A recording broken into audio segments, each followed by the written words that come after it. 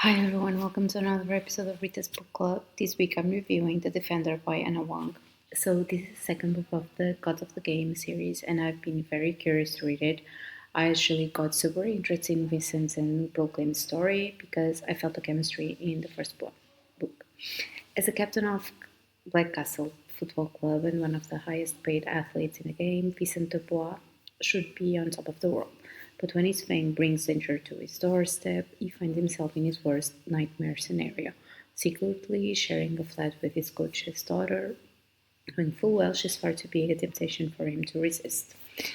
When his new living arrangements escalate into a bet that throws them even closer together, he realizes she is in deeper trouble than he thought. He's always played to win, but for her, he might just risk it all. As a sports nutritionist and the daughter of a legendary coach, Brooklyn Armstrong is used to dealing with hotshot athletes. However, no player gets under her skin like Vincent, her best friend's infuriatingly cocky and gorgeous brother.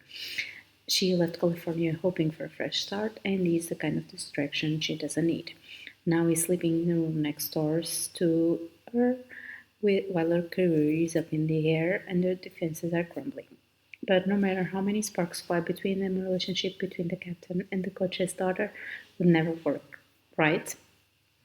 So I was excited to read this new book in the series because we sort of felt the tension between Vincent and Brooklyn in the first one, and my expectations were a bit high, even though the first book wasn't one of my favorites from Anna. I still think that some of the football aspects in the story don't work well for me, and this time around with the Champions League, it was closer to the new model, but it still didn't convince me. Sorry. Nevertheless, and in terms of plot, I feel like it works between Vincent and Brooklyn, and the device we have of the stalker. I honestly think the romance aspect of it goes from 8 to 80 pretty quickly, but I don't need things to be drawn any longer just for shits and giggles.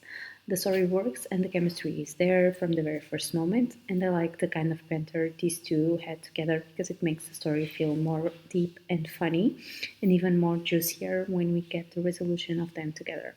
And I loved how we didn't get a third act breakup, it was instead a long distance relationship, and it worked for me.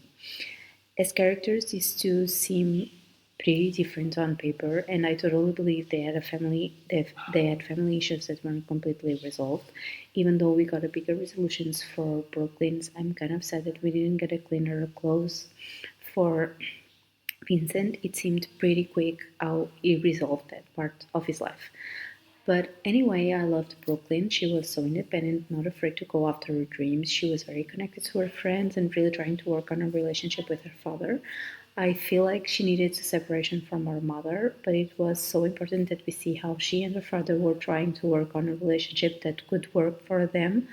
It was very cute. And Vincent, I really liked him and how resilient he was. He was a team player and true captain, always trying to look out for his colleagues and the people that work in the club. He was so nice and just a quiet guy, actually, very in tune with Brooklyn's emotions and even his sister's life. I love the detail that he was obsessed with the Great British Bake Off. It might seem out of character, but it's so on point for him.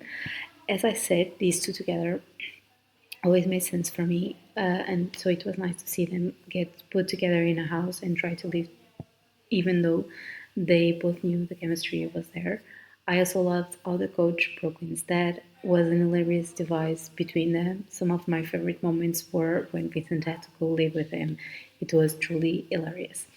It's always a plus to me to see the other characters like Stella and Asher, Scarlett and Asher, but I really like the football players. I swear that their book club really steals the scene, and I laugh so damn hard with their antics over it. What a great way to keep the book funny and for the players to feel relatable.